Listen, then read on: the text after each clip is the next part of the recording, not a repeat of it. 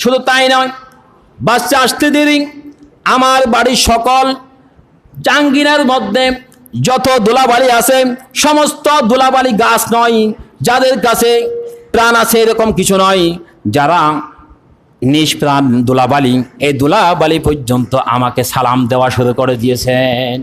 আমাকে সালাম দেওয়া সেই সময় থেকে শুরু করে দিলেন।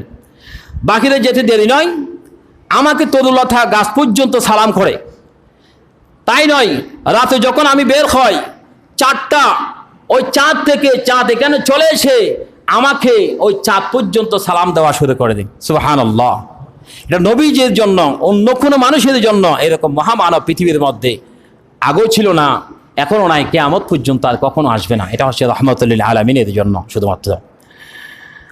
আমার বাচ্চা আসতে দেরি, আমাকে জান্নাতের 3জন মহিলা এসেছেন, 1জন 2জন নয়, 3জন মহিলা এসেছেন।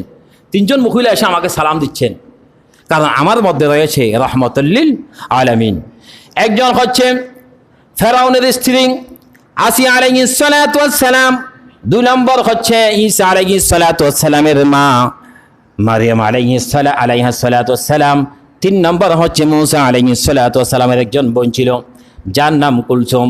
এই 3 জনে তারা এসে আমাকে বললেন, ও আমেনা রে, তোমার শরীর মুবারকের মধ্যে রহমতুল লিল আলামিন লুকিয়ে আছে। সুবহানাল্লাহ। তোমার শরীরের মধ্যে রহমতুল লিল আলামিন রয়েছে, এই জন্য তোমাকে আমি সালাম দেওয়ার জন্য জান্নাত থেকে চলে এসেছি।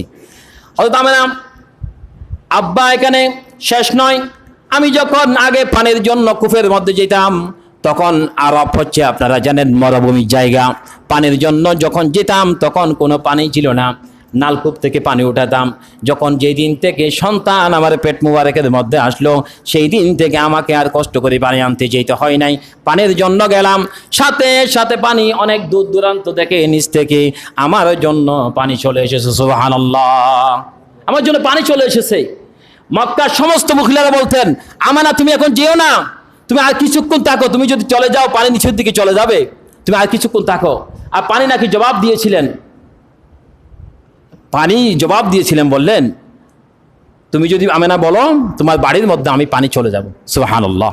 এটা রাসূল পাক সাল্লাল্লাহু আলাইহি সাল্লামের মুজিজা। আমরা তো রাসূল সাল্লাল্লাহু আলাইহি সাল্লামের মুজিজা সম্পর্কে আমাদের অবগত না। এরপর হচ্ছে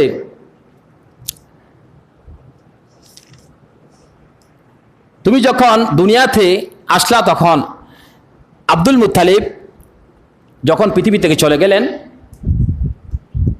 সালাতুন ইয়া রাসূল